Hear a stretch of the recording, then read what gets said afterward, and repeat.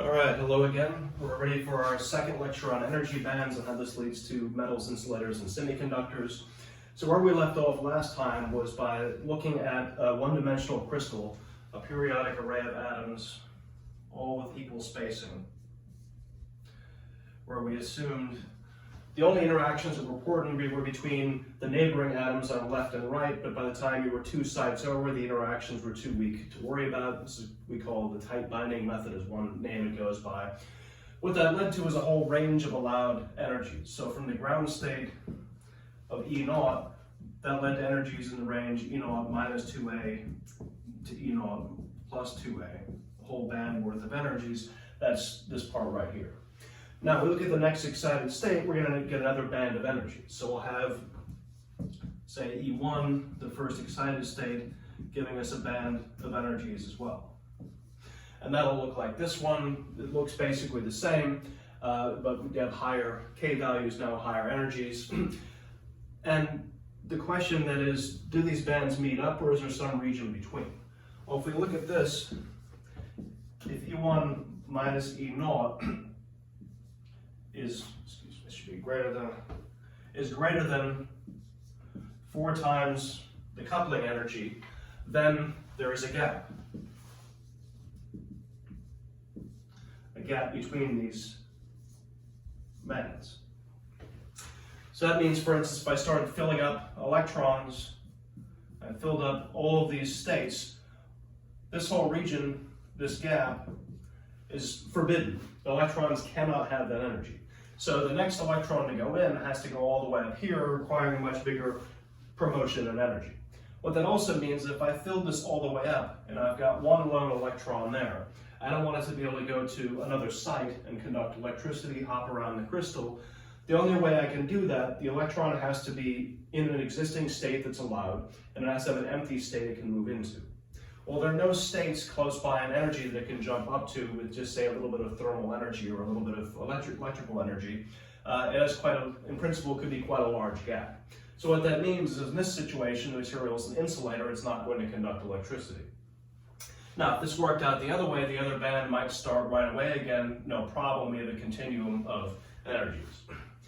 By the way, to remind you, for a free electron or free particle,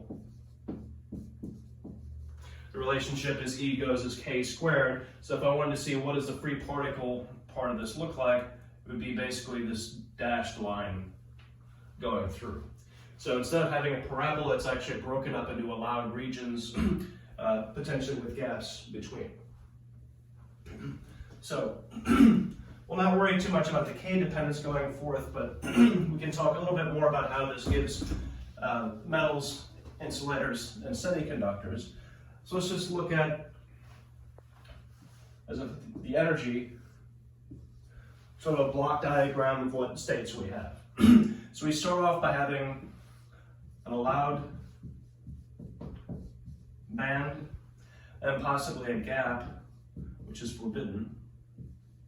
So what that means, forbidden, is that these energies are not valid solution of Schrödinger's equation in this system. You simply can't have a propagating state, a stable electron that has those energies. So these are potentially filled up, and we have a gap, and we have another allowed band, something like that. Now, what's interesting is since we know electrons are fermions, for every level, we can put in 2 electrons, one spin up and one spin down. So if I think of this as individual levels, spin up, spin down, well, then I have to go to the next highest level. I'm already done at that energy. So we have to keep filling these bands up to higher and higher energies, which we're going to get to in one of the next lectures. It's not possible for fermion particles like electrons, because of the Pauli exclusion principle, to all just sit in the lowest energy level. If there are photons, we could do that, but not with electrons. So that's why we have to keep filling these up, and where the last one goes, or where the last ones go, determines a lot.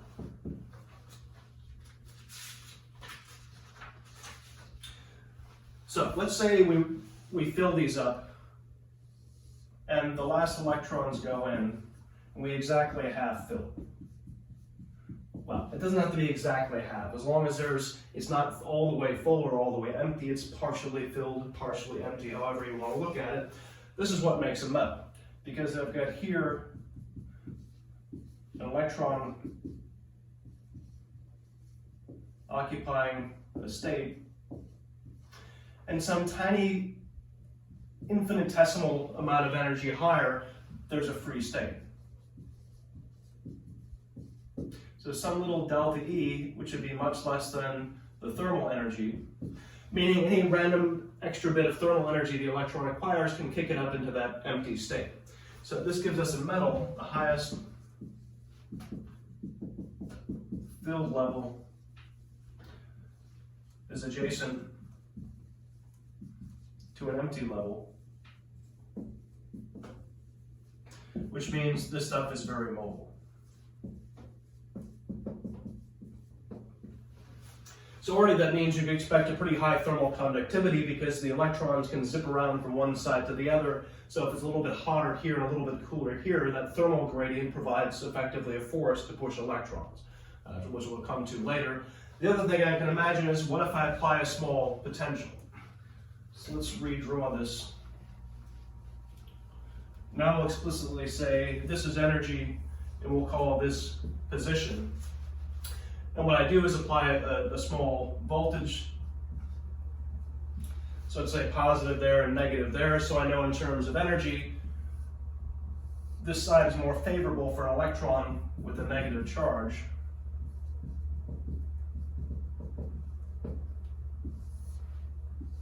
And now I've got this sort of halfway filled band here. Now what actually happens is, without a voltage, it's equally likely to hop one direction or the other. We talked about that last time. You get no net current. Now you can get a net thermal current, as I just said, if you set up a thermal gradient. The same way if you set up a potential gradient, now it's much more favorable to go this way, because not only are there available states at the same energy, there are available states one side over at a lower energy. Which means it's going to hop there, and hop there, and hop there, and keep hopping until it gets to the power supply. Well, we know the drift speed of an electron in a solid is really super small, so this isn't the right picture that one electron is zipping through our entire system. It's more like I can push one electron this way, that pops one out the other side. But the idea is that it gives net favorable motion in one direction, because it's a negligible amount of energy to reach an available state.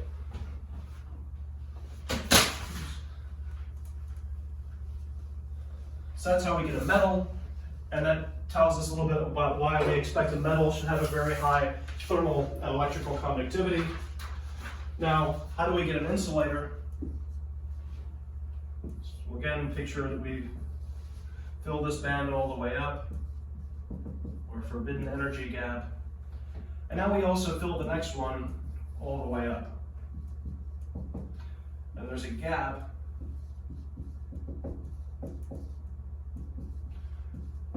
up to the next empty states, something like that. Well, now this upper electron cannot go there. This is not allowed. The next allowed state it can get to is all the way up there. And the energy, the width of that energy gap. So the problem then is this delta EG, the energy gap, can be on the order of 3 to 8 electron volts or so for insulators, e.g. most ionic systems. And that's a lot. So 3 to 8 eV is much greater than the thermal energy at room temperature, which is about 0.025 eV at room temperature. So the idea that you're going to get enough energy to thermally jump to the next available state is not going to happen. So the electrons are not at all mobile. And we expect a low conductivity. But both thermally and electrically, but in particular the electrical conductivity should be just terrible. There are other ways of conducting heat through the crystal, but there's only the one way to conduct electricity, that's by pushing electrons around. Now, we could also say, can we just apply a voltage and fix this? Like, can we just apply a voltage to an insulator? If you're an electrical engineer, you know the answer already, that just breaks the insulator. So imagine again, that's our energy versus position. We've applied a potential difference. And let's say here is our filled state. Now we know, can't do that. There's no empty state to hop into. So we still gotta go up there. Well, that's still way too much energy. The idea is, well, could we apply enough voltage that it's actually accessible? Can we apply enough voltage to tilt these things so much that we bring one of these states down to that level? The answer is no, or we wouldn't call it an insulator, we just call it like a very bad conductor or something. So what we need is a voltage which is on the order of the energy gap of 3 to 8 electron volts. That's the voltage we need to apply to twist this thing down by enough to make a difference, is the whole energy gap, or okay, maybe half of it would be enough, but we're working with round numbers here. Now the atomic distance, A, is ballpark 0.2 nanometers, maybe 0.25, again, working with round numbers. That means the electric field we need in magnitude, delta V over D, is on the order of 3 to 8 eV over 0.2 nanometers, or something like 10 to the 10th volts per meter ballpark. Now if you take something like silicon dioxide, SiO2, the breakdown voltage is something like 10 to the 9th volts per meter. So our answer is no. By the time you apply a big enough electric field, the electric forces in play are now so large, you're just going to tear the crystal apart. So there's your answer, no, it doesn't really work. So when we say insulating, we mean something with an energy gap of several electron volts, way more than the thermal energy, and you're not going to trick this stuff into conducting in its pure state by any easy mechanism. Okay, the last one would be a semiconductor. The word moved on me.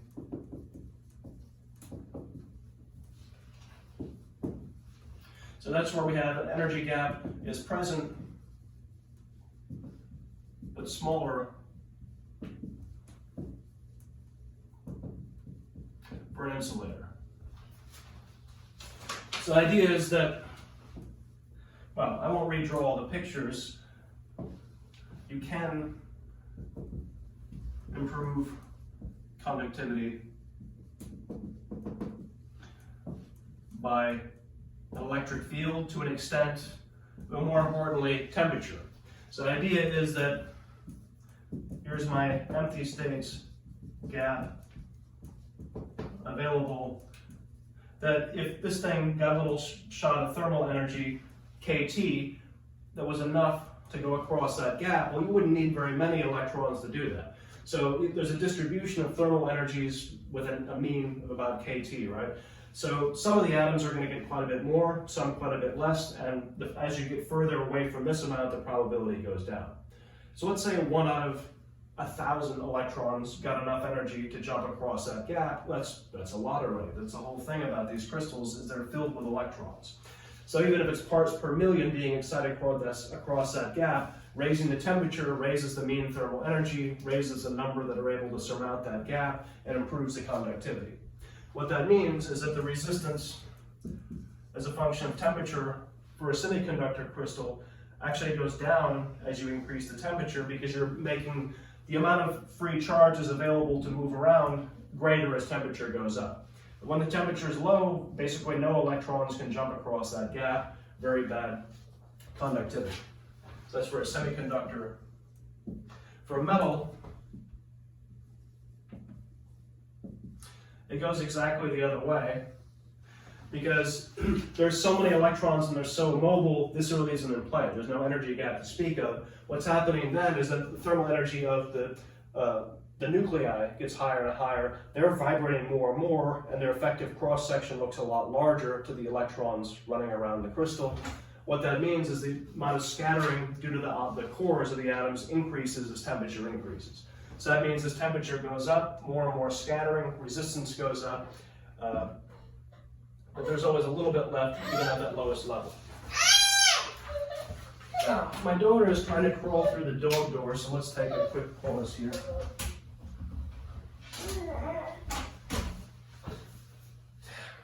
So, this is the first time she's ever made it through the dog door, which means now I'm completely doomed. My last safe space is gone. Anyway, that was actually the end of this lecture. It had nothing to do with her. So, what I'm hoping to do next time is have one short lecture on effective mass and move on from there.